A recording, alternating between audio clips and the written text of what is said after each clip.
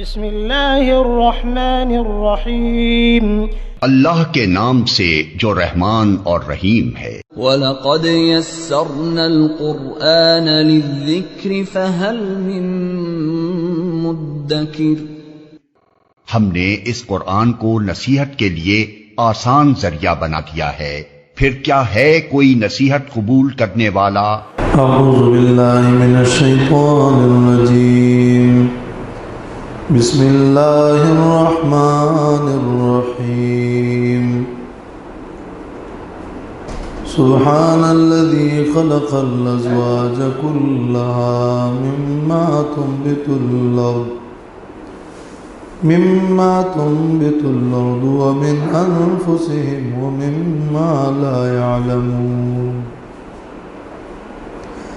یہ سورۃ یاسین کی آیت نمبر 36 ہے۔ فرمایا سبحان الذی، پاک ہے وہ اللہ، خلق الازواج کلھا، جس نے پیدا کیے تمام جوڑے،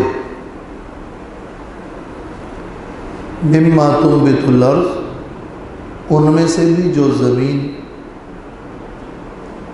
جس کو زمین اگاتی ہے، وَمِنْ أَنفُسِهِمْ، ان کے نفسوں میں سے بھی، وَمِمَّا لَا يَعْلَمُونَ، اور ان سے جن کو یہ لوگ نہیں جانتے۔ اس آیت میں اللہ کی توحید کا ذکر ہے۔ سبحان، سبحان کا مطلب ہے سبح تسبیح الذی، سبحان الذی، سبحان تو مصدر ہے، یعنی سبح تسبیح الذی، اس ذات کی پاکی بیان کرو، اور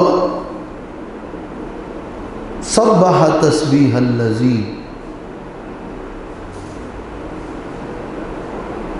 اللہ تعالیٰ پاک ہے، ہر عیب سے پاک ہے، ہر شریک سے پاک ہے، نقصان سے پاک ہے، عجز سے پاک ہے۔ خلق الازواج کلھا، جس اللہ نے تمام جوڑوں کو پیدا فرمایا،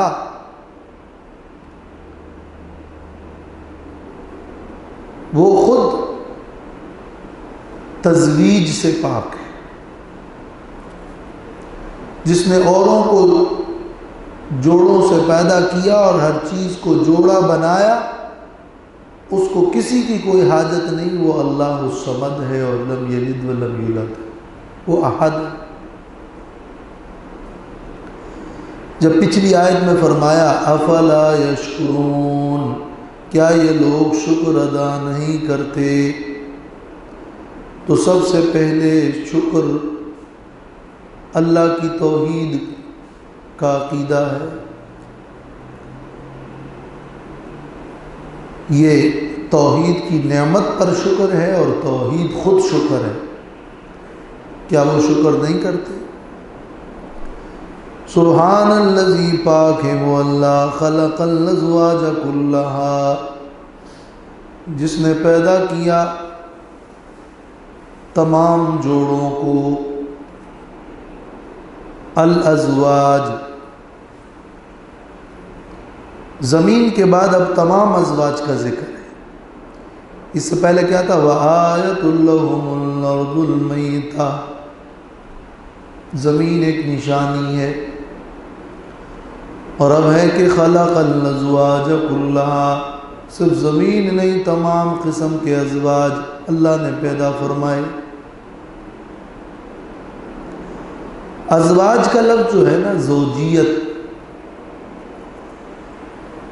اور زوج اور تزویج، اس کا مطلب کیا ہے؟ موافق ہونا، جوڑا بننا، جوڑا ہونا۔ یہ لفظ ازواج اور لفظ زوج اور لفظ تزویج، اس میں جوڑ اور مماثلت اور موافقت کا مفہوم موجود ہے۔ ویسے تو زوجیت کا لفظ مشہور معنی میں نکاح کے لیے ہے، چونکہ اس میں بھی جوڑ کا مفہوم ہے، اس لیے نکاح کو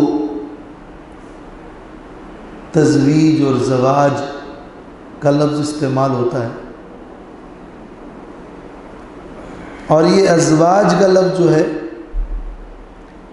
یہ نکاح دنیاوی کے لیے بھی استعمال ہوتا ہے، نکاح اخروی کے لیے بھی استعمال ہوا ہے۔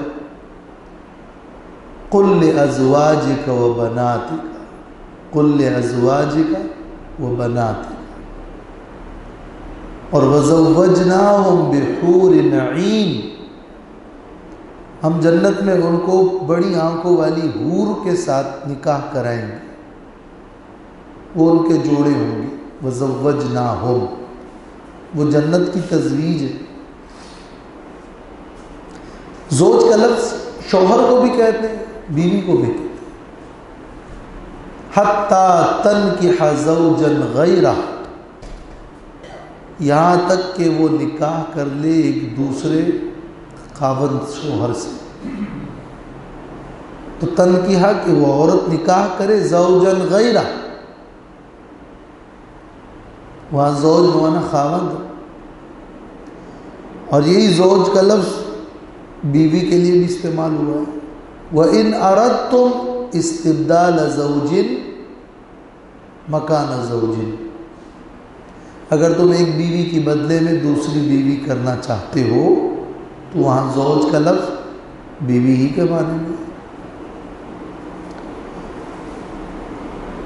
اولاد میں بھی جب نر و مادہ دونوں قسم کی اولاد ہو، اس کے لیے یہ لفظ قرآن میں استعمال ہوا ہے۔ او یزوجہم ذکرانا و اناثا، کسی کو اللہ صرف نر اولاد دیتا ہے، کسی کو مادہ اور کسی کو دونوں۔ تو یزوجہم، اولاد میں نر و مادہ کی تزویج، یہ یزوجہم ہے۔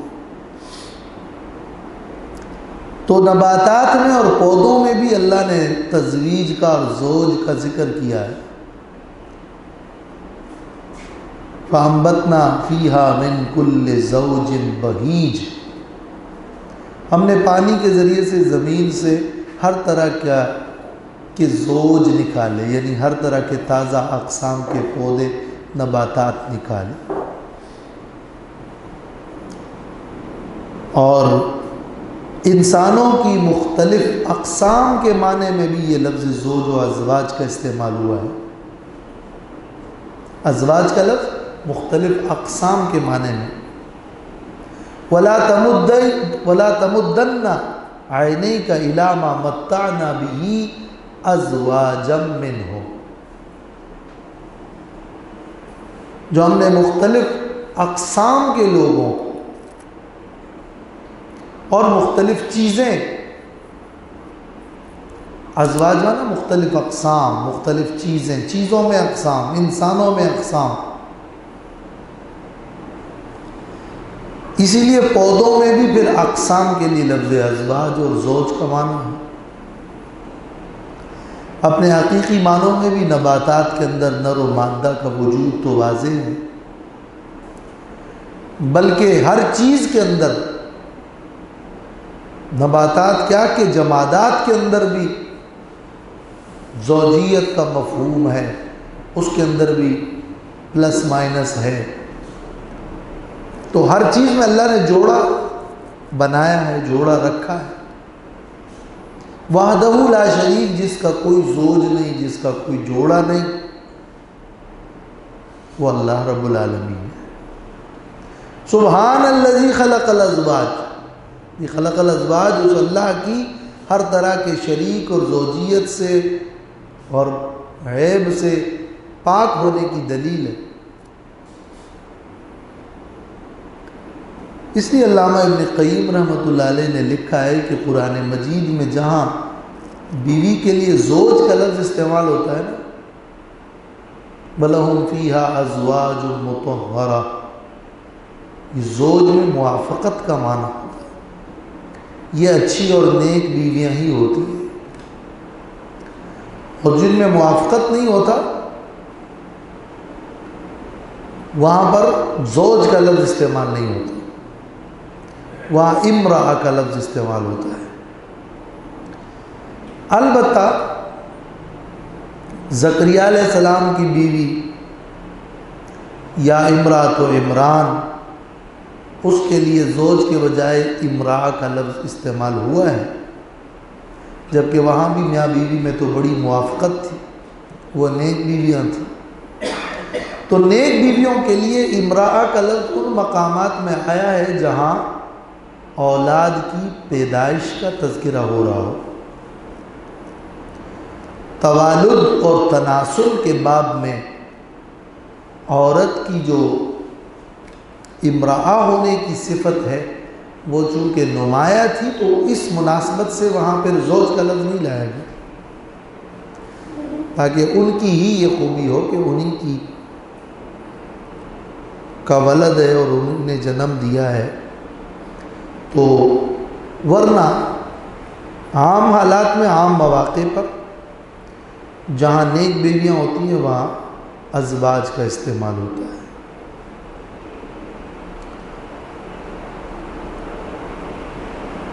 سبحان الذی خلق الازواج کلھا، اب کیا مطلب ہوا؟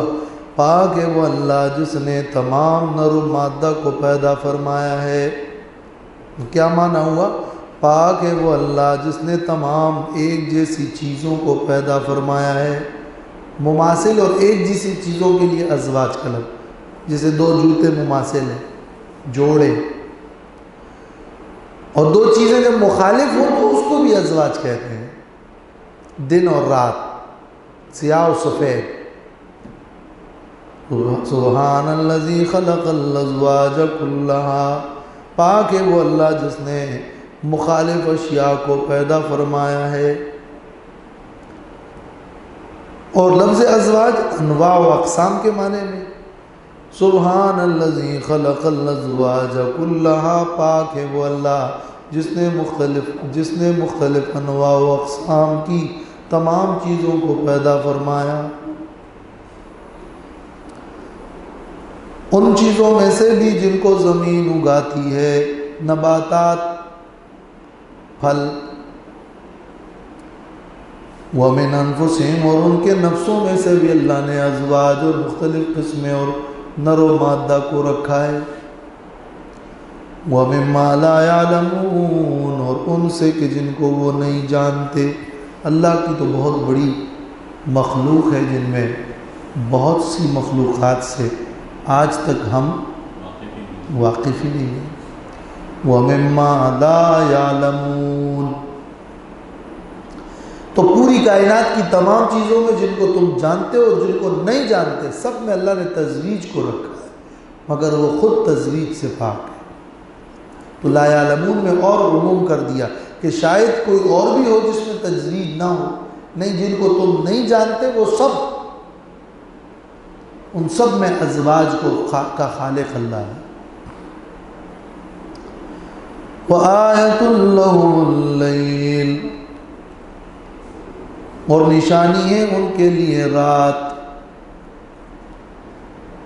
نَسْلَخُ مِنْهُ النَّهَارَ فَإِذَا هُمْ مُظْلِمُونَ، ہم کھینچ لیتے ہیں اس سے دن کو، اتار لیتے ہیں اس سے دن کو، فَإِذَا هُمْ مُظْلِمُونَ، تو اچانک وہ اندھیرے میں رہ جاتے ہیں۔ زمین کی نشانی کے بعد جو کہ ایک مکان ہے،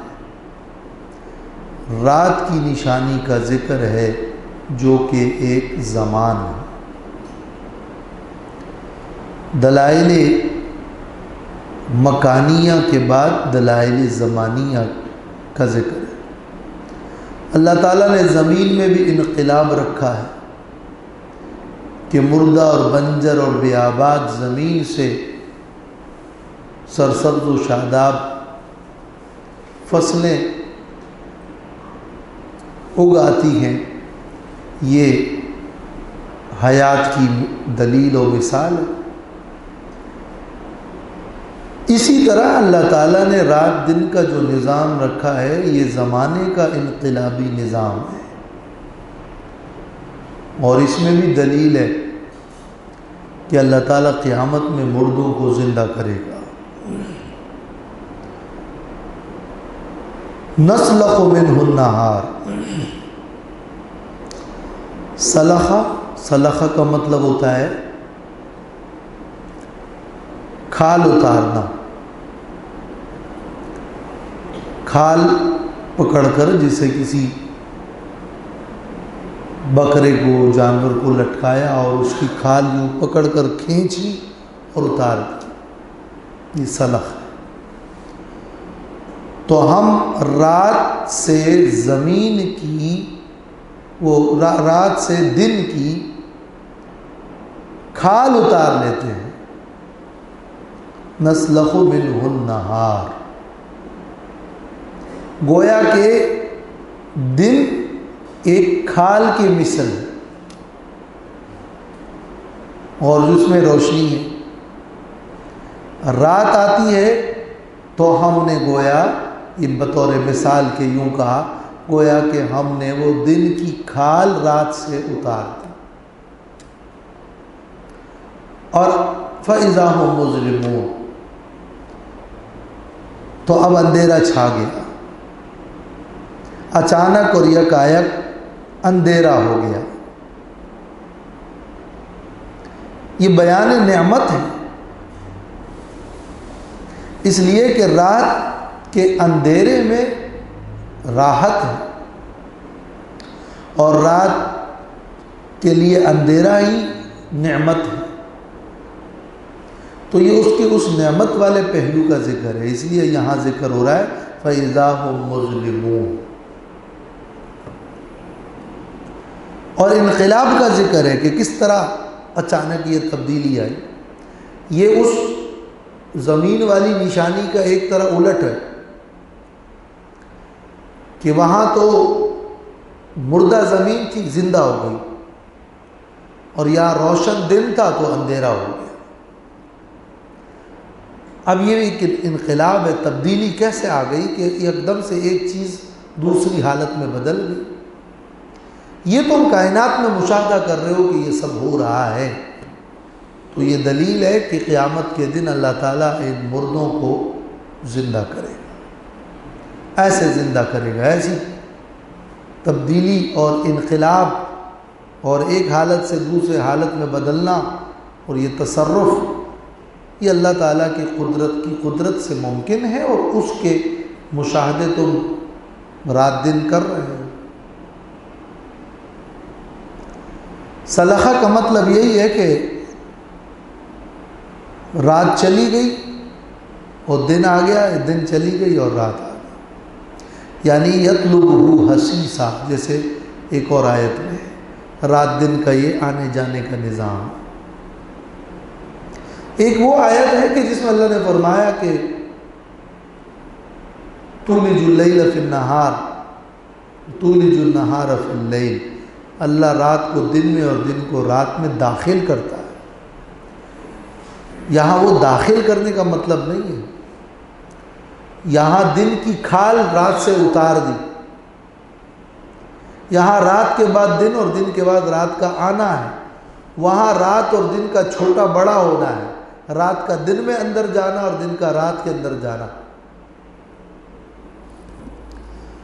وَالشَّمْسُ تَجْرِي لِمُسْتَقَرٍّ لَهَا ذَلِكَ تَقْدِيرُ الْعَزِيزِ الْعَلِيمِ وَالْقَمَرَ قَدَّرْنَاهُ مَنَازِلَ حَتَّى عَادَ كَالْعُرْجُونِ الْقَدِيمِ۔ اب جب رات کا ذکر ہوا تو شمس و قمر تو اس کے دلائل ہیں۔ سبب ظاہری دن کے لیے تو سورج ہے، لیل و نہار کا سبب ظاہری تو سورج ہے، تو اسی رات کی مناسبت سے پھر ایک بہت بڑی نشانی سورج کی ہے۔ والشمس تجری، سورج چل رہا ہے لمستقر لہا، اپنے مستقر کی طرف، سورج اپنے مستقر کی طرف جا رہا ہے۔ مستقر کے دو مطلب ہیں۔ مستقر کا معنی قرار کی جگہ بھی ہے، مقرر جگہ بھی ہے، اور مستقر کا معنی مقررہ وقت بھی ہے۔ سورج جاری ہے، سورج چل رہا ہے لمستقر لہا، اپنے مقررہ وقت تک، یعنی قیامت تک۔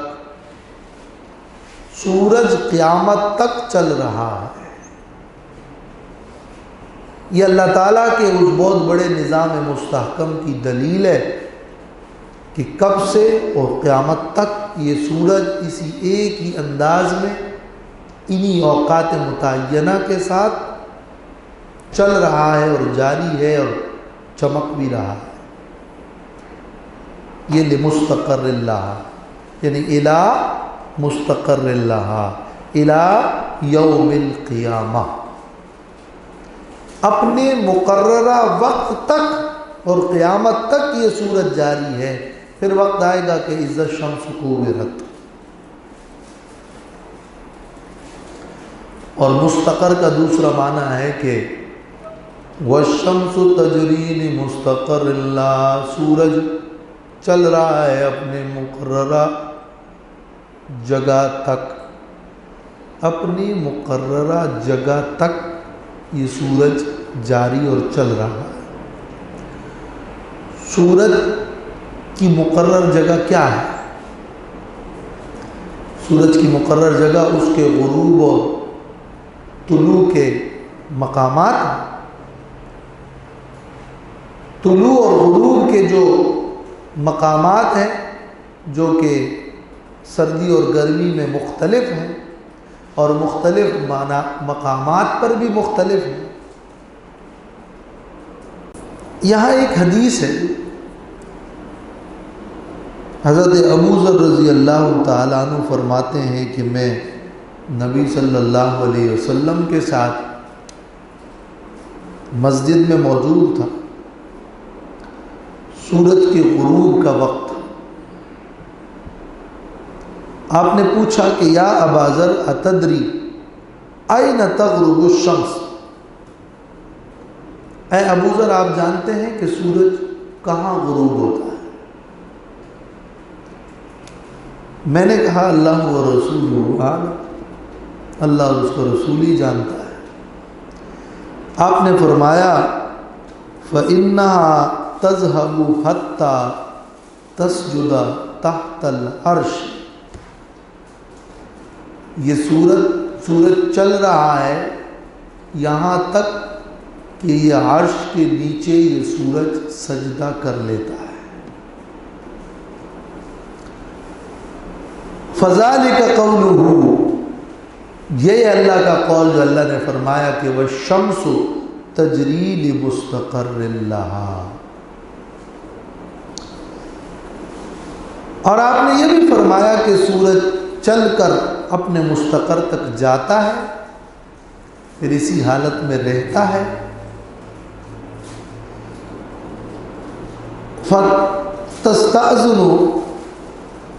فَتُسْتَأْذَنُ فِي الرُّجُوعِ، پھر اسے لوٹنے کا حکم ملتا ہے اور اجازت ہوتی ہے، وہ لوٹنے کا حکم چاہتا ہے تو اسے اجازت مل جاتی ہے۔ فَيُؤْذَنُ لَهَا، سورج سجدہ کرتی ہے، اس حالت میں رہتی ہے، اور پھر سورج جو ہے وہ لوٹنے کے لیے اجازت اللہ سے اجازت طلب کرتا ہے، اور اس کے بعد فَيُؤْذَنُ لَهَا فَتَسْتَأْذِنُ فِي الرُّجُوعِ فَيُؤْذَنُ لَهَا، اور ایک روایت میں یوں ہے کہ اس سورج سے کہا جاتا ہے کہ ارجعی من حیث جئت، لوٹ وہاں جہاں سے تو آیا تھا۔ اب سورج عرش کے نیچے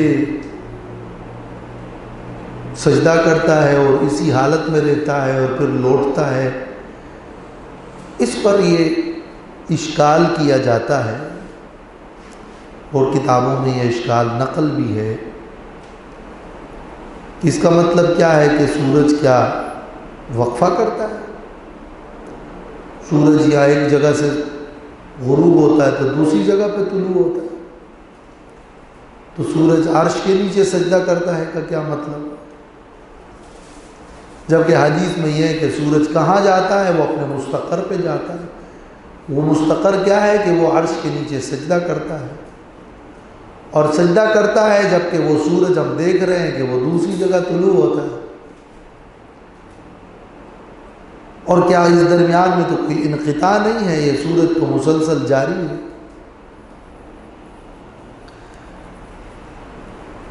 تو بات اصل یہ ہے کہ سجدہ کسے کہتے ہیں؟ سجدہ زمین پر پیشانی لگانے کو کہتے ہیں، اور ہر چیز کا سجدہ اس کے مناسب ہے، اور سجدہ اطاعت و فرمانبرداری کو کہتے ہیں۔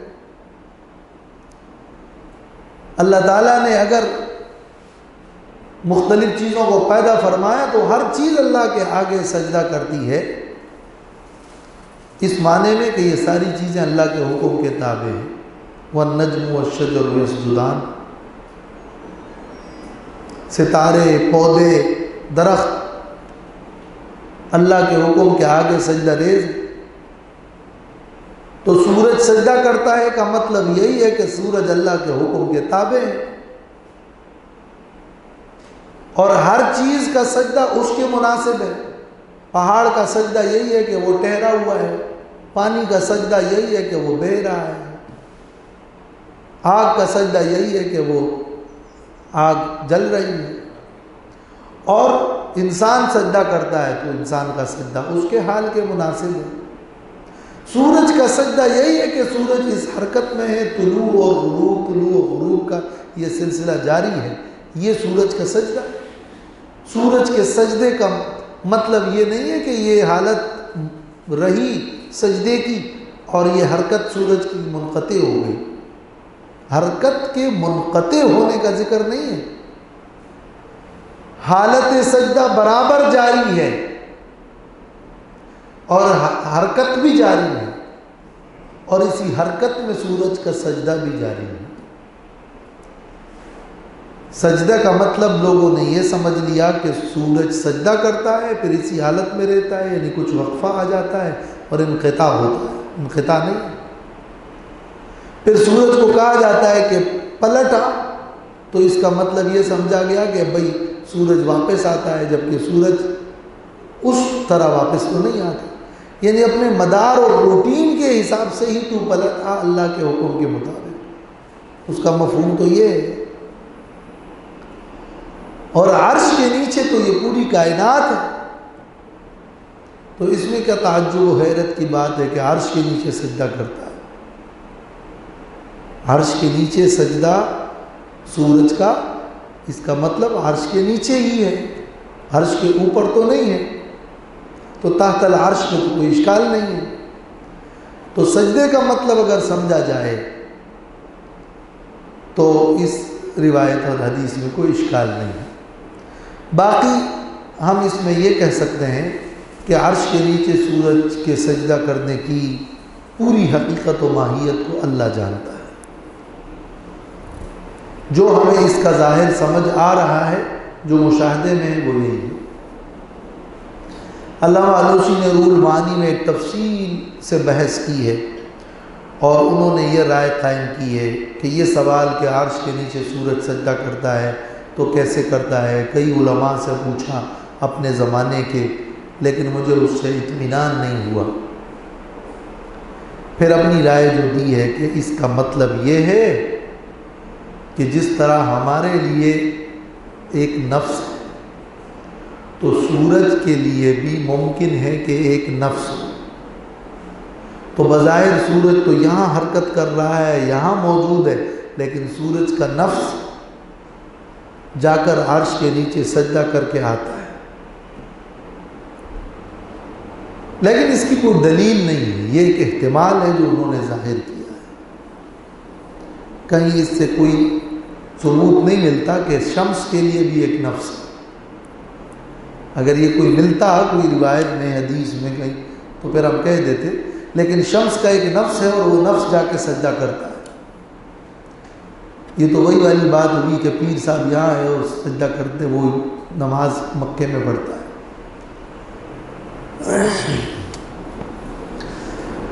ذالک تقدیر العزیز العلیم. تو سورج تجری چل رہا ہے. پہلے تھا نا نظریہ کہ سورج ساکن ہے، اب تو سب مانتے ہیں کہ سورج حرکت میں ہے. تو سورج اپنے تمام تر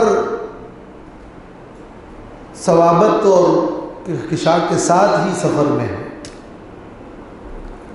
تو وہ تجری لمستقر اللہ ہے، ایک مستقر تک جا رہا ہے.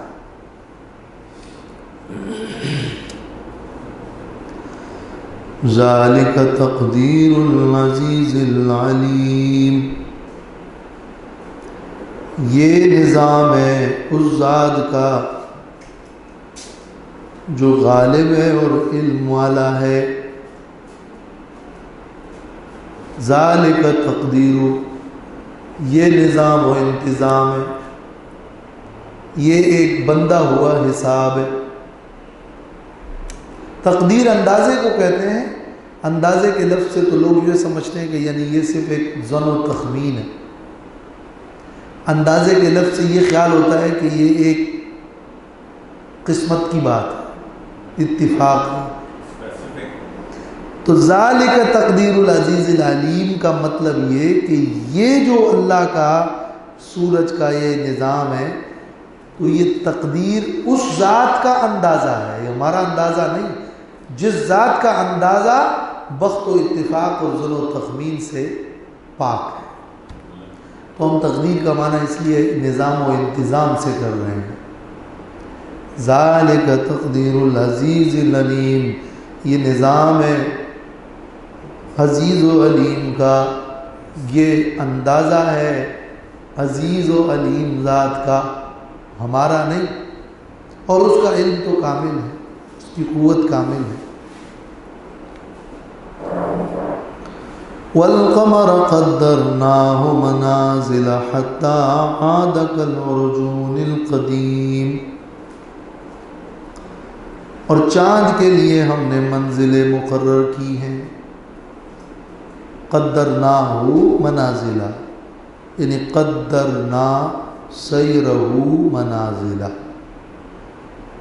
ہم نے مقرر کیا ہے چاند کو منازل. لفظی ترجمہ تو یہ ہے نا، چاند مقرر کیا ہے ہم نے اس کو منازل،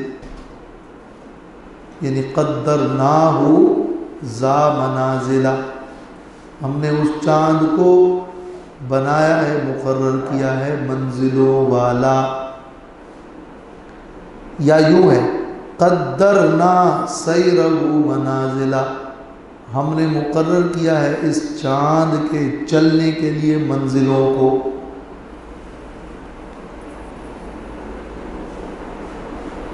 ہر رات الگ الگ جگہ پر چاند کا ظہور ہوتا ہے. یہ چاند کے منازل ہیں، 28 منزلیں ہیں. جہاں جہاں چاند کا ظہور ہوتا ہے وہ مختلف 28 منازل ہیں، وہ ہم نے چاند کے لیے مقرر کی ہے.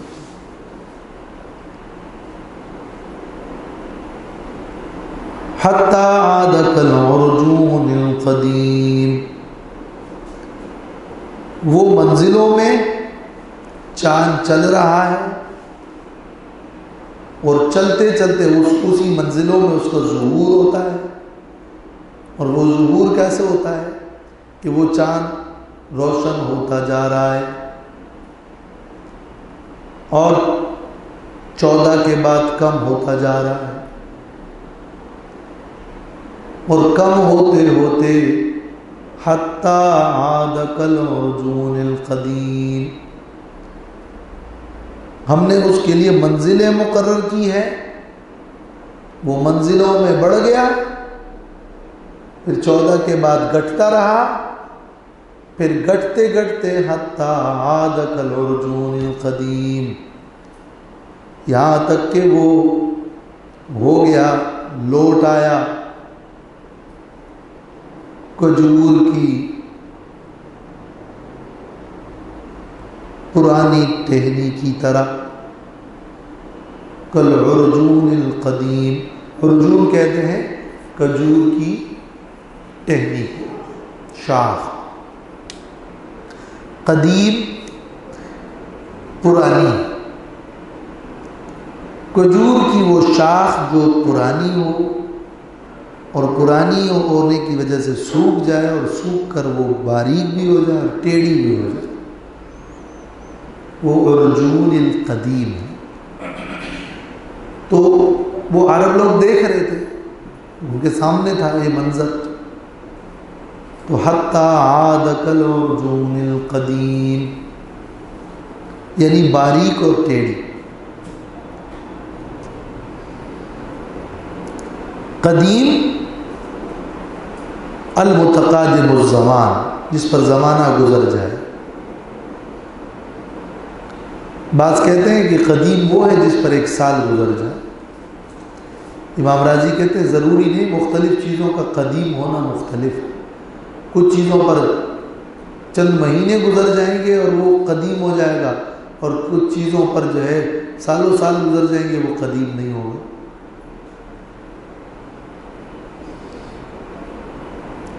کوئی ایک شہر بن جائے اور اس کا بھی 1-2 سال اس شہر کے بنے ہوئے ہو تو لوگ اس کو قدیم نہیں کہتے، 2 سال ہوئے ہو، 3 سال ہوئے ہو، قدیم نہیں کہتے، کیوں؟ بڑا شہر ہے، جتنا بڑا ہوگا تو اتنا پھر اس کے لیے قدیم ہونے میں بھی ٹائم زیادہ چاہیے، اور بعض چیزوں پہ چند مہینے گزر جاتے ہیں تو یہ تو پرانا ہو گیا۔ تو قدیم کا تعلق عادت سے ہے، پرانا کتنا پرانا۔ اس لیے کہتے ہیں کہ بیت قدیم تو کہہ سکتے ہیں کہ گھر پرانا ہے، لیکن العالم قدیم نہیں کہہ سکتے کہ عالم پرانا ہے، حالانکہ عالم کو تو بہت بڑا وقت گزرا گھر کے مقابلے میں، مگر العالم قدیم نہیں کہا جاتا، اس لیے کہ عادت میں عالم کے قدیم ہونے کا مطلب یہ ہے کہ یعنی عالم کی ابتدا کوئی نہیں، یہ اتنا پرانا ہے کہ اس کی ابتدا کوئی نہیں، عالم کے قدیم ہونے کا یہ مطلب۔ اس لیے العالم قدیم غلط ہے اور بیت قدیم صحیح ہے۔ بیت قدیم اس لیے صحیح ہے کہ وہاں یہ تصور نہیں ہے کہ اس کی ابتدائی نہیں ہے، کچھ سال ہو گئے، اور العالم قدیم میں عادت کے اعتبار سے یہ تصور ہے کہ یعنی اس کی کوئی ابتدا نہیں ہے، عالم تو اتنے پرانے ہیں، اس لیے العالم قدیم ٹھیک نہیں۔ لَلشَّمْسُ يَنبَغِي لَهَا أَن تُدْرِكَ الْقَمَرَ وَلَا اللَّيْلُ سَابِقُ النَّهَارِ، نہیں ہے سورج يَنبَغِي لَهَا اس کو آسان یا اس کو حق اور لائق، ان تدرک القمر کہ وہ پکڑ لے چاند کو، وَلَا اللَّيْلُ سَابِقُ النَّهَارِ اور نہ رات سبقت کر سکتی ہے دن پر، یعنی سورج اور چاند کا نظام اتنا مستحکم ہے کہ سورج چاند کو پکڑ نہیں سکتا۔ پکڑ نہیں سکتا کا کیا مطلب؟ یعنی سورج اور چاند کا اپنے ایک مدار ہے، سورج چاند کو اس کے مدار سے کھینچ کر اپنے پاس پکڑ کر اندر ڈال نہیں سکتا کہ چاند کو اپنی طرف کھینچ لے، بلکہ چاند کا اپنا ایک مدار ہے، وہ چاند اپنے مدار پہ جاری ہے۔ سورج کو یہ حق حاصل نہیں ہے، نہ یہ سورج کے لیے ممکن ہے، وہ آسان ہے کہ وہ اس چاند کو لے کر کھینچے۔ ایک توازن کے ساتھ رکھا گیا ہے، اور ایک خاص مدار ہے اس سورج کا. لا الشمس ينبغي لها ان تدرك القمر. اور دوسرا مطلب یہ ہے کہ سورج چاند کے وقت میں نہیں آ سکتا کہ رات ہو گئی اور چاند کا وقت ہے اور سورج آ گیا. سورج چاند کے وقت میں نہیں آ سکتا. چاند تو آ جائے گا سورج کے وقت میں، چاند تو سورج کے وقت میں آ جائے گا، سورج چاند کے وقت میں نہیں آ سکتا. اس لیے کہ سورج چاند کے وقت میں آئے گا تو رات اور دن کا اختلاط ہو جائے گا، اور پھر رات دن ہو جائے گا. جبکہ چاند سورج کے وقت میں آ جائے تو دن ڈسٹرب نہیں ہوتا. تو وَلَلَّيْلُ سَابِقُ النَّهَارِ، رات دن پر سبقت نہیں لے جا سکتی کہ رات کا ابھی وقت نہیں آیا اور رات کہے کہ میں پہلے آ جاؤں، اور یا رات کے بعد رات ہی آ جائے. بڑے گہرے جملے ہیں اور اس پر بڑے مباحث ہیں کہ اس انداز میں کیوں کہا، اور ان کا یہ پورا علم فلکیات ہے. لیکن مقصد یہ کہ سورج اور چاند اللہ کے حکم کے ایسے تابع ہیں کہ ایک کو اللہ نے سلطان النہار بنایا اور دوسرے کو سلطان اللیل بنایا، اور یہ دونوں ایک دوسرے کو ڈسٹرب بھی نہیں کر سکتے.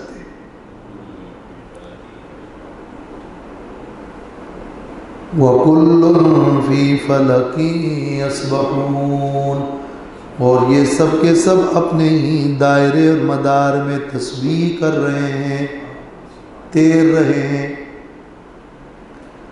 فلک دائرہ، فلک فضا، آسمان میں فضا میں، فلک دائرے میں مدار میں، یہ سب ان کا اپنا مدار ہے. انہی مدار میں یہ گھوم رہے ہیں اور اسی میں یہ تیر رہے ہیں.